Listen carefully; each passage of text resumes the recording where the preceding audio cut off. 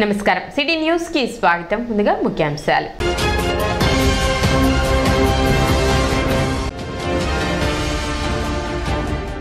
వెండి బంగారు నగల వర్తక సంఘ సభ్యులతో ఆత్మీయ సమావేశం నిర్వహించిన జనసేన పిఎస్సి చైర్మన్ నాదెండ్ల మనోహర్.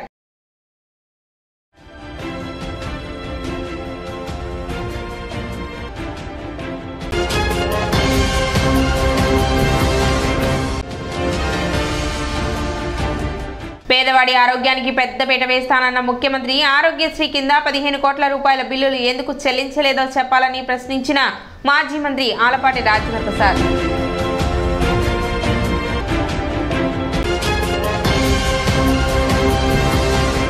జన్మభూమికి సేవ చేయాలన్న తలంపుతోనే డాక్టర్ పెమ్మసాని చంద్రశేఖర్ తెలుగుదేశం గుంటూరు పార్లమెంట్ అభ్యర్థిగా ప్రజాక్షేత్రంలోకి వచ్చారని గణేష్ యూత్ అధ్యక్షులు వీరవల్లి మురళి తెలిపారు. గురువారం తెనాలిలో వివిధ కార్యక్రమాల్లో పాల్గొనడానికి వచ్చిన డాక్టర్ పెమ్మసాని చంద్రశేఖర్ అంగలగుదురులోని అంగలగుదురు తెనాలి ప్రధాన డ్రైన్లను పరిశీలించారు.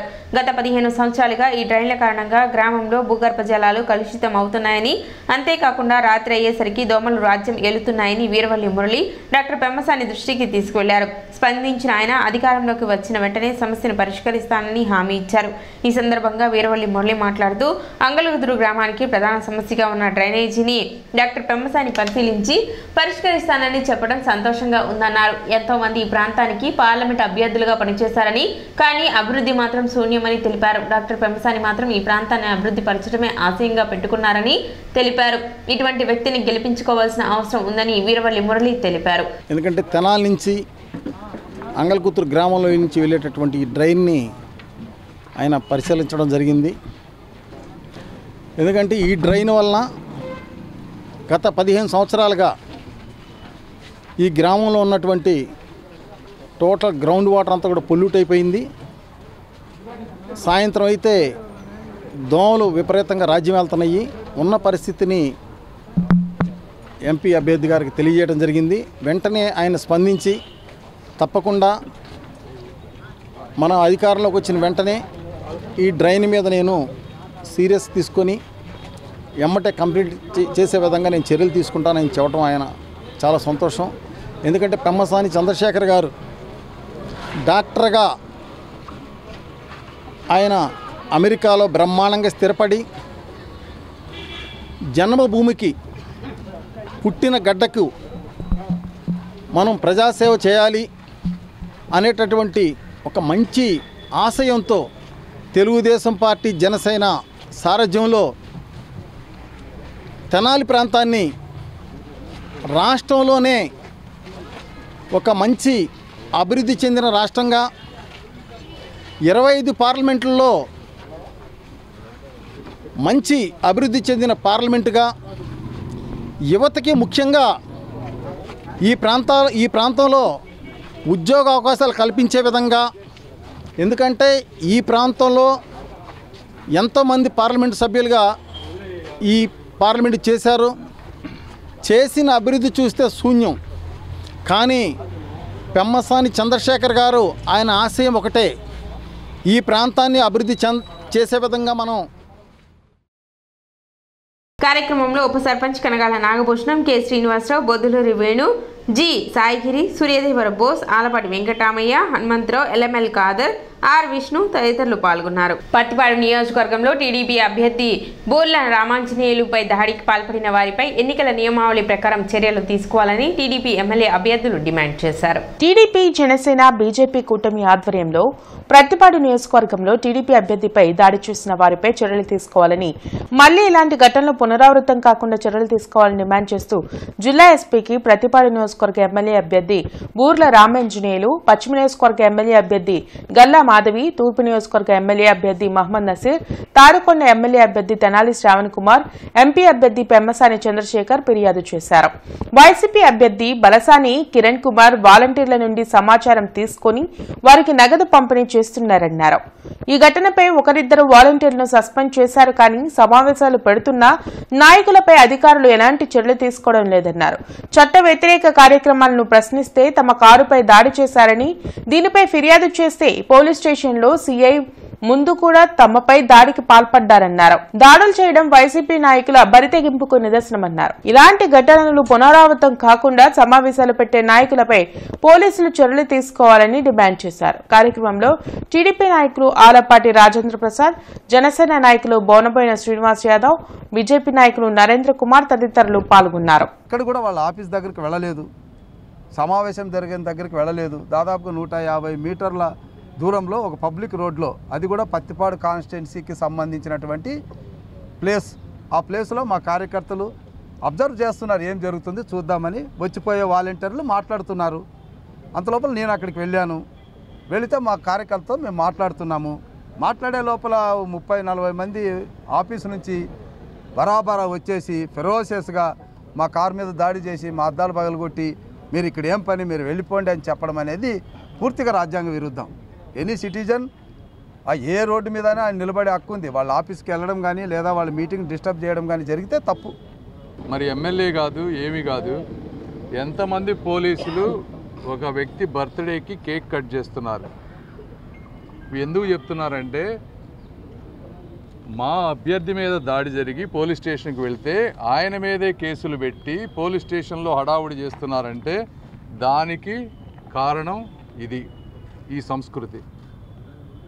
కాబట్టి మేము ఎస్పీ గారిని అడిగింది ఏంటి అంటే, ఇలాంటి వ్యక్తులపై ఇమీడియట్గా మీరు చర్య తీసుకోండి. రెండోది, ఇలాంటివి పునరావృతం కాకుండా ఏ విధమైనటువంటి ప్రివెంటివ్ చర్యలు తీసుకుంటారు. ఎందుకంటే కలెక్టర్ గారు లేకపోతే ఎలక్షన్ కమిషనర్ ఒక్కసారి వాలంటీర్లు ఉండకూడదని చెప్తే సరిపోదు. మీరు ప్రతి 2-3 రోజులకు ఒకసారి ప్రెస్ మీట్లు పెట్టి అందరికీ రిపీటెడ్గా చెప్పాల్సిన అవసరం ఉంది. అదేవిధంగా కఠినమైన చర్యలు వేరే వాళ్ళు భయపడే విధంగా చేయాల్సిన అవసరం ఉంది. వాలంటీర్లే కాదు, ఒక్కొక్కసారి వాళ్ళ కుటుంబ సభ్యులను కూడా ఇన్వాల్వ్ చేసి చేస్తున్నారు. కాబట్టి మీరు న్యాయపరంగా, ధర్మపరంగా ఏ విధంగా చేయాలో అవి చేయండి. తెలుగుదేశం పార్టీ మేము దానికి పూర్తిగా సహకరిస్తాం. మా నుంచి ఎటువంటి తప్పు లేకుండా మేము చూసుకుంటామని ఎస్పీ గారికి చెప్పాం. ఆయన కూడా సానుకూలంగా స్పందించారు. భయపెట్టాలని,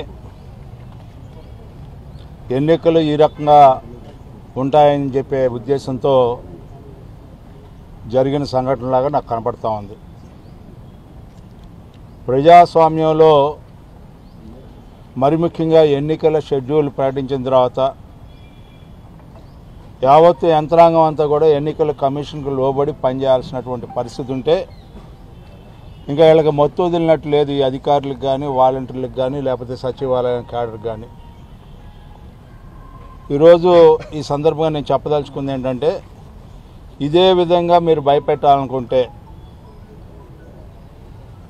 మీరు మళ్ళా ఇలాంటి ఇన్సిడెంట్స్ ఎక్కడన్నా జరిగితే ఇంతకే ఇంత ఉంటుందని చెప్పి చెప్పాలనేది నా ఉద్దేశం. ఇవాళ ప్రజలు తిరగబడతా ఉన్నారు మీ మీద, అయినా కూడా మీకు బుద్ధి రావట్లా.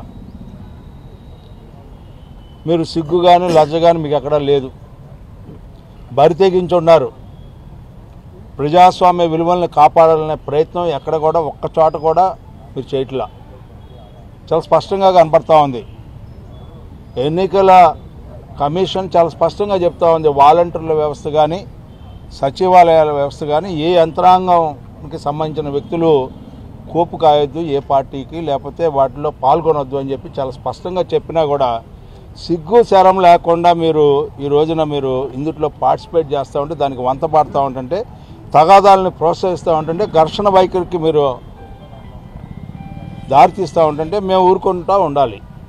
మేము కేసులు పెట్టించుకోవాలి, మీరు మా మీద కేసులు పెడతారు, పైగా దాడులు చేస్తారు, మా ఆస్తులు ధ్వంసం చేస్తూ ఉంటారు అంటే మేము మా బాణీ ఇది అని చెప్పి మీరు చెప్పాలనే ప్రయత్నం అయితే, మా బాణీ కూడా మీరు చూడాలనుకుంటే ఖచ్చితంగా ఇవాళ ఎస్పీ గారికి రిప్రజెంటేషన్ ఇచ్చాం, ఇట్లాంటివి జరగకుండా చూడమని చెప్పి.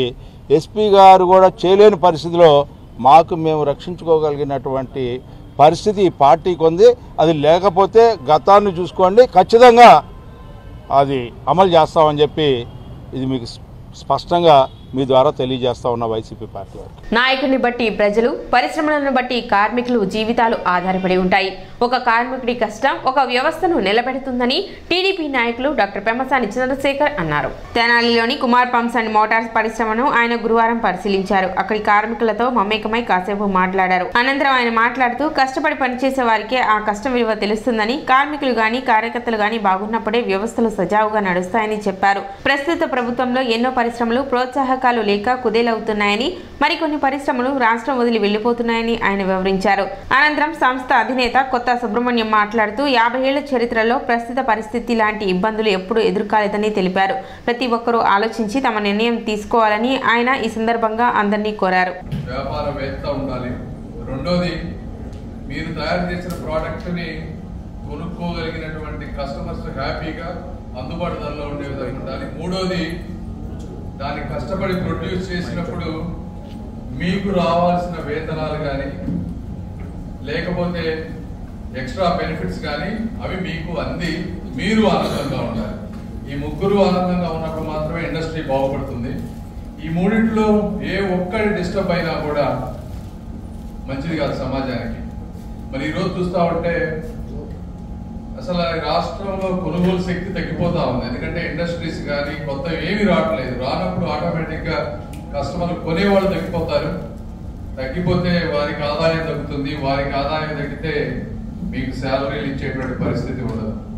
సో ఇవన్నీ బాగుపడాలంటే ఎకానమీ, కన్స్యూమర్స్ కొనుక్కునే వాళ్ళ ఆర్థిక స్తోమత, ఒక పాజిటివ్ యాటిట్యూడ్ సొసైటీలో ఉన్నప్పుడు మాత్రమే అవి జరుగుతాయి. కాబట్టి మీరందరూ కూడా మీకు తెలిసి ఈ రోజున మీ జీతాలు పెరగలేదు కానీ నిత్యావసర వస్తువుల ధరలు ఎంత పెరిగినాయో, కరెంటు బిల్లుల దగ్గర నుంచి అన్నీ ఎందుకు పెరుగుతున్నాయో మీరు అర్థం చేసుకోవాలి.